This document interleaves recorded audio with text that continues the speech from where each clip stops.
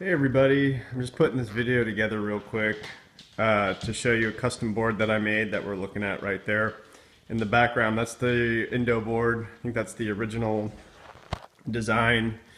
If you guys are all familiar, it has the stoppers, and it's the original size. They do make some other sizes now, some long boards, and so I've been thinking about making one for a while or buying one years ago. And they're just really expensive. You know, Indo boards are $100 basically with the roller.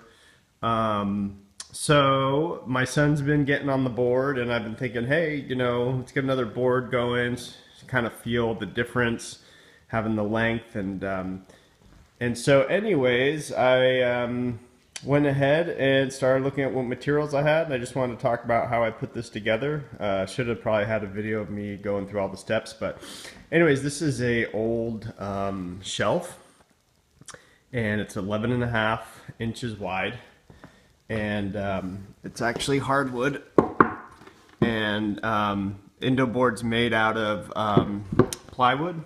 I think it's made out of 5-ply. You can actually see the strands right there of the plywood. There we go. So you can make it out of plywood, but I used a shelf and had all the paint in my garage. This is actually some chalk paint that we use for our furniture, and the underside of it I spray painted black with the Rust-Oleum. You can see the imperfections. There's a bit of a distressed area here on the board that I'm a little worried about. It might crack. This might hold it in place. It's also the stopper. But you know, when you're picking your wood, now that I look back, I'm thinking, man, I kind of wish I didn't use this piece of wood, because I have a feeling this is gonna crack through some point. We'll see what happens. So I didn't spend any money on this besides the grip tape. And that's just regular rolled grip tape. It's about 4 inches thick, or wide, sorry. And I just cut out these patterns. And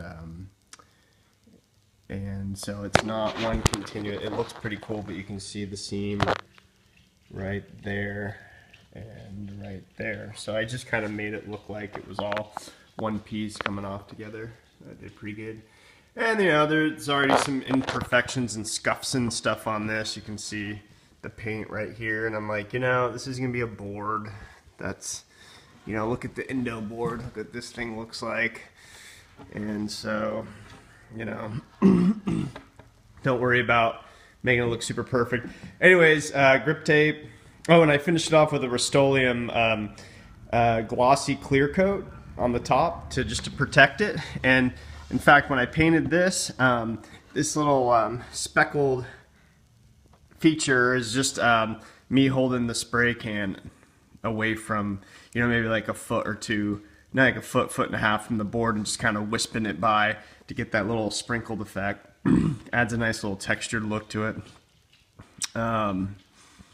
So let's see. So I think this tape was like 12 bucks, and the can I bought was 6 or 7, so say 20 bucks to build this board. It is a lot of work, actually. You know, I really sanded this down, shaped it up, sanded this down, make the edges nice and smooth so they're not, you know, squared off and you know, just kind of uncomfortable to be touching. I wouldn't say sharp, but so, you know, rounded it off, sanded it. And then doing the painting, a couple coats, doing the other spray painting on the underneath side. So you got all this time to let things dry. It can take a while. So $20 board right there. Probably sell it for 150. Indo board made it. But you know, I get it, because it took me quite a bit of time to do that. So if somebody were to ask me to put a board together like this, and you know, I'd probably want to charge them at least 60 bucks. And then if you're buying that roller right here, I don't know, 20, 30 bucks, I mean, you're getting up there to 100 bucks right there, bam. So I get it why Indo board does that. Good for them. Make your own board. If you have any questions, give me some, let me know. My name's Charles. Take care, y'all.